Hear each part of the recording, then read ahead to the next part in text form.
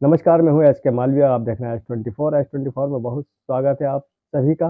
नज़र डालते हैं आज की कुछ खास खबर। राज्यपाल महोदय, मध्य प्रदेश शासन भोपाल मध्य प्रदेश द्वारा उचित माध्यम भारत के मूल निवासी समाज SC ST OBC एवं अल्पसंख्यक के सर्वांगीण विकास हेतु 16 सूत्री मांगों की पूर्ति हेतु भारत सरकार मध्य प्रदेश सरकार को निर्देशित करने के संबंध में ज्ञापन।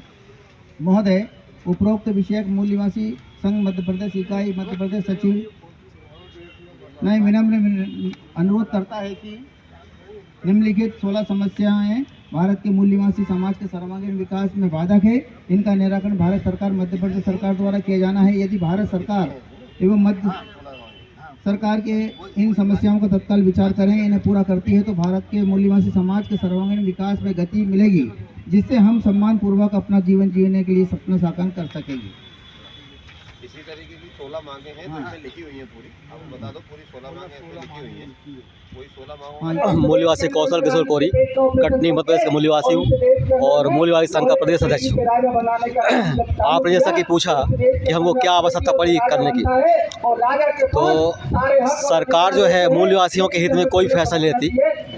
हमारे इस आंदोलन का मुख्य उद्देश्य है, हमारे 16 मुद्दों पर हम लोग ने धरना प्रदर्शन से आंदोलन किया है। उनमें जैसे मुख्य है कि अभी हाल ही में हमने देखा है कि हमारे प्रदेश के 10 जिलों के जो शासकीय अस्पताल हैं उनको निजी हाथों दे दिया गया है। जब किसी भी चीज़ का निजीकरण हो जाता है तो वो आम नहीं रह जाता, वो खास बन जाता है। आम लोगों के लिए वो होता ही नहीं है, पैसे बढ़ जाते हैं। तो हमारा जो मूल्यवादी समाज है, जो आम जनता है भारत की, जिनके पास रुपए पैसे नहीं है, वो अपना इलाज नहीं करवा पाएगा। शिक्षा बहुत महंगी हो गई है, अब चिकित्सा भी बहुत महंगी हो जाएगी। दूसरा हमारे पास मुद्दा है कि प्रदेश में लगातार बेरोजगारी बढ़ती जा रही है ना। अभी देखा जाता है कि आज से 4-5 साल पहले जो हमारी बेरोजगारी दर थी वो 4% थी, घट के 2.5 हुई, आज 1 से कम है, यानी 0.9% है। इसका मतलब हुआ कि 1000 जो हमारे भारत के मूल निवासी हैं उनमें से केवल 9 लोग बेरोजगार हैं, 9 लोग रोजगार में हैं, बाकी लोग जो है वो क्या है, बेरोजगार हो गए। तो ये हमारी बहुत बड़ी समस्याएं हैं। मूल निवासी संघ की तरफ से क्या ऐसी धरना है के द्वारा ही किया जाएगा या कोई और? मैं माखनलाल कुराड़िया, महासचिव मूल निवासी संघ मध्य प्रदेश। आज जो शासन द्वारा काम किया जा रहा है, ऐसा लगता है कि हमारे मूल निवासी लोगों के विपक्ष में काम किया जा रहा है। जैसे कि बहुत सारे मुद्दे हमने अभी 15-16 मुद्दे रखे, जिसमें ये जो अन्याय, अत्याचार, दुराचार ये चरम सीमा पे जा रहा है। शिक्षा का निजीकरण किया जा रहा है, जिसमें जो गरीब के बच्चे हैं वो पढ़ नहीं पाएंगे और शिक्षा बहुत महंगी हो गई है। चिकित्सा के लिए भी हमने देखा कि चिकित्सा भी बहुत महंगी हो गई है, जो गरीब के लोग नहीं कर पाते हैं। उसका अहम चीज़ ये है कि सरकार को ये काम करना चाहिए, लेकिन सरकार इस चीज़ को नहीं करती है। अभी बच्चे पढ़ लिख कर के दर दर भटक रहे हैं। बेरोजगारी इतनी बढ़ गई है कि हमारे बच्चे जो आगे करके कुछ काम ही नहीं कर पा रहे हैं, उनको खाने के लाले पड़ रहे हैं, ऐसे रोड पे घूम रहे हैं बच्चे। तो बेरोजगारी जो है ये सबसे बड़ी बात है। तो ये सारी चीज़ों को लेकर के हम धरना आंदोलन कर रहे हैं। और दूसरी बात, जनगणना, जाति जनगणना होना बहुत ज़रूरी है। ये हमारे जब जाति जनगणना होती है तो SC ST और लोगों के लिए तो होती है, लेकिन OBC की गणना नहीं होती।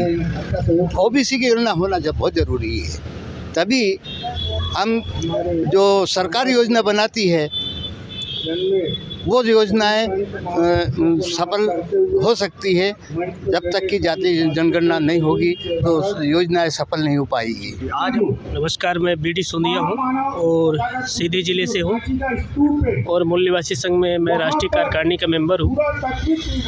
आज मध्य प्रदेश का 1 दिवसीय धरना प्रदर्शन ये राजधानी भोपाल में रखा गया है।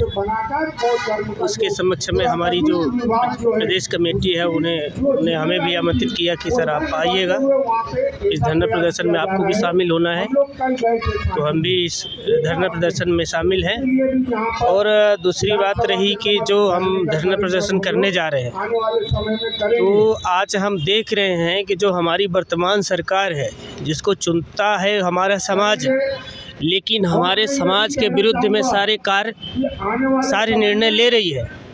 इसलिए मूल निवासी संघ हमारा संगठन एक राष्ट्रीय स्तर का संगठन है। हम 22 राज्यों में कार्यरत हैं। हम अपने समाज को और इस सरकार के सामने जो हमारे समाज की पीड़ा है उसको लाना चाहता हूं। आज के हमारा जो प्रदेश कार्यकारिणी है वो 11 सूत्री लेकर के ज्ञापन माननीय राज्यपाल और माननीय मुख्यमंत्री जी को दिया जा रहा है।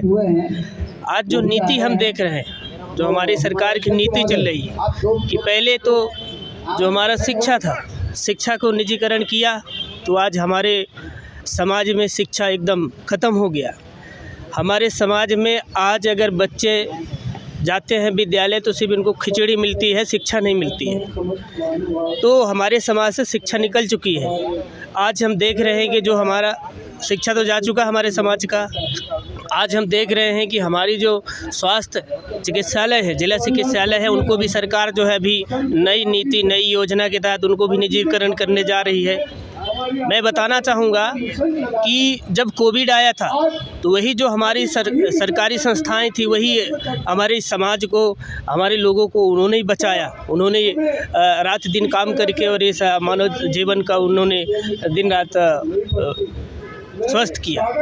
आज ऐसी संस्थाओं को बेच रहे हैं, जबकि हम लोग जब गांव में जाते हैं, हमारे इस गरीब समाज के पास, जिसके पास शिक्षा नहीं है, रोजगार नहीं है, स्वास्थ्य सुविधा नहीं है, कोई सुविधा नहीं है, उनके पास जब पहुंचते हैं और देखते हैं कि उनके पास हॉस्पिटल में जाने तक के लिए किराए के पैसे नहीं है, इतनी बड़ी बेरोजगारी है, तो हमारे इस समाज के ऐसे बिना इलाज के तहत मर रहे हैं। और अभी भी जिस समाज के पास हॉस्पिटल तक पहुंचने के लिए उसके पास व्यवस्था नहीं है, उस इलाज को, उस व्यक्ति को, उस संस्था को भी निजी हाथों में दे रहे हैं। तो इसका मतलब शिक्षा छीनी गई, हमारा स्वास्थ्य भी छीना जा रहा, हमारा रोजगार भी छीना जा रहा है। मैं शासन को अवगत कराना चाहता हूं कि आप जो है संवैधानिक तहत आप चुन करके जाते हैं, जनता आपको चुनती है, आप जनता के लिए काम करिए, ना कि कुछ लोग, मुट्ठी भर लोगों के लिए काम मत करिए। नहीं तो ये जनता है, ये हमारा संगठन, हमारा समाज है, आपको एक बार सत्ता में ले जाएगा, फिर उठा के ऐसी जगह बैठाएगा कि आप कभी सत्ता में नहीं आओगे।